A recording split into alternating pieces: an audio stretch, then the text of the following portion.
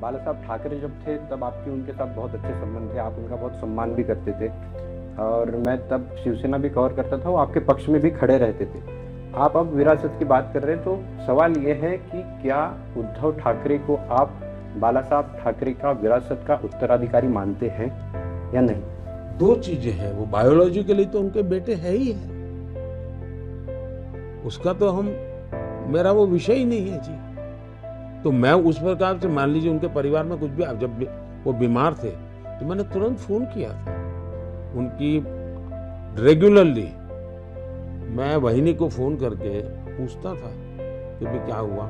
वो ऑपरेशन करने से पहले मुझे फोन किया कि बोले भाई आपका, भाई साहब क्या सुझाव है। मैंने कहा भाई देखिए पहले ऑपरेशन करा लीजिए, आप बाकी चिंता छोड़ दीजिए, शरीर को पहले क्या कीजिए। तो बाला साहब के बेटे के नाते तो मैं उनका मान सम्मान करूंगा ही करूंगा भाई, वो मेरे दुश्मन नहीं है। और कल मुसीबत होगी तो मैं पहला व्यक्ति हूं जो उनकी मदद करूंगा परिवार के नाते।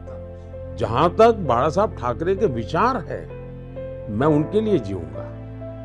मैं बाला साहब ठाकरे के विचारों के लिए, उन्होंने और मेरे प्रति उनका अतिशय प्रेम था, अतिशय प्रेम था, तो मैं वो कर्ज भूल नहीं सकता हूं, कर्ज भूल नहीं सकता हूं। और आज जो शिवसेना के साथ हम बैठे, हमारे पास ज्यादा एमएलए हैं, फिर भी शिवसेना का मुख्यमंत्री है, वो मेरी बाला साहब को श्रद्धांजलि है। हम पिछले चुनाव में आमने सामने लड़े थे, लेकिन उस चुनाव में मैंने एक शब्द बाला साहब के लिए नहीं बोला था, और मैंने पब्लिकली कहा था कि मुझे उद्धव जी कितनी ही गालियां दें, लेकिन मैं नहीं बोलूंगा, क्योंकि मैं बाला साहब के प्रति मेरी श्रद्धा है। और इसलिए उनकी पारिवारिक क्या समस्या है वो मेरा विषय नहीं है। मैं बाला साहब को आदर करता हूं और भगवान करे मैं जीवन भर उनका आदर करता रहूं।